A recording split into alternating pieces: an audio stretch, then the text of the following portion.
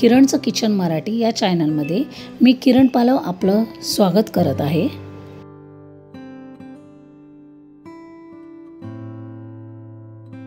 आज आपण सुरमई घेतली आहे, ती कशी फ्राय करायची मी या व्हिडिओमध्ये आपल्याला दाखवणार आहे। सुरमई व्यवस्थित धुवून घ्यायची आहे, त्याला मीठ लावून घ्यायचं। मीठ व्यवस्थित लागलं गेलं पाहिजे म्हणून ते व्यवस्थित एकजीव करून घ्यायचं आहे।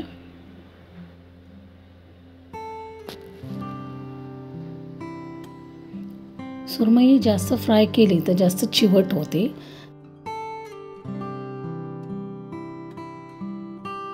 एका बाउलमध्ये मी 2 चमचे कोकमाचा आगळ घेतलेला आहे, चवीनुसार मीठ घेतलेले आहे, पाव चमचा हळद, 2 चमचे लाल तिखट, 2 चमचे काश्मीरी पावडर, 1.5 चमचा आले लसूणची पेस्ट हे घालून मी मिक्स करून घेते, एकजीव करून घेते।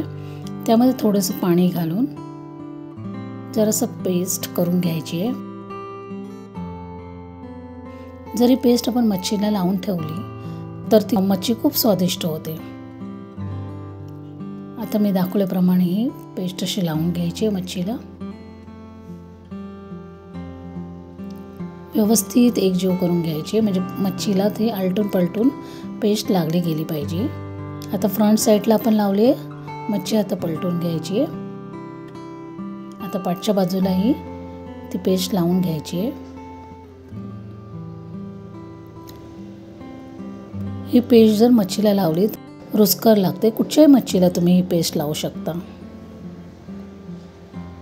आता पाठच्या साईडने पण मी मच्छीला ही पेस्ट लावून घेतलेली आहे। आता 10 मिनिटांसाठी आपण जरा बाजूला ठेवायची आहे मच्छी। आता आपल्याला फ्राय करायला घ्यायची आहे, त्यामुळे एका ताटामध्ये मी गव्हाचं पीठ, थोडीशी हळद, लाल तिखट घालून एकजीव करून घेते। आता या सुक्या मिश्रणामध्ये मच्छी व्यवस्थित डीप करून घ्यायची आहे।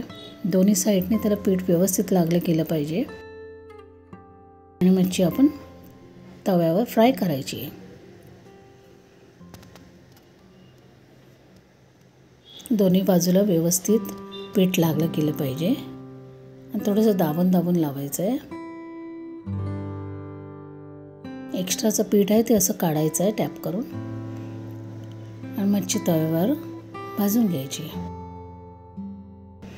जेव्हा पहिली मच्छी आपण तव्यावर घालतो लगेच ती पलटायची नाही आहे, थोडी त्याची बाजू आतली बाजू असते ती क्रिस्पी व्हायला द्यायची आहे, त्याच्यानंतर ती पलटी मारायची आहे।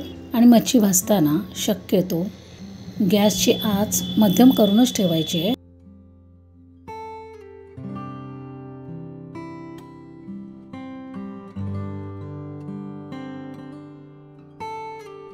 मोठ्या आचेवर जर मच्छी भाजली तर ती मच्छी बाहेरच्या बाजूने जळली जाते आणि आतल्या बाजूला ती कच्चीच राहते। त्यामुळे ती व्यवस्थित आलटून पलटून 2 ते 3 वेळा जवळजवळ ही आलटून पलटून मच्छी व्यवस्थित फ्राय करून घ्यायची आहे।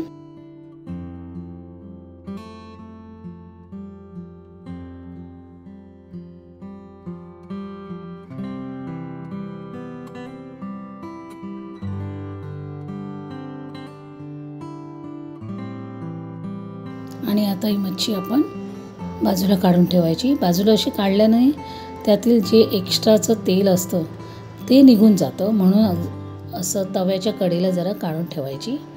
त्यानंतर डिशमध्ये आपण घेऊ शकतो काढून। आता अशा प्रकारेच बाकीच्या मच्छीही आपण फ्राय करून घ्यायच्या आहेत। गरम गरम भातावर सार, भात आणि मच्छी याचं कॉम्बिनेशन एकदम छान आहे, भन्नाट आहे। त्याचबरोबर जे आपण चपातीबरोबरही खाऊ शकतो। मी ही दाखवलेली सुरमई फ्राय रेसिपी आपल्याला आवडली असेल तर माझ्या या चॅनलला लाईक करा, शेअर करा आणि कमेंट करा।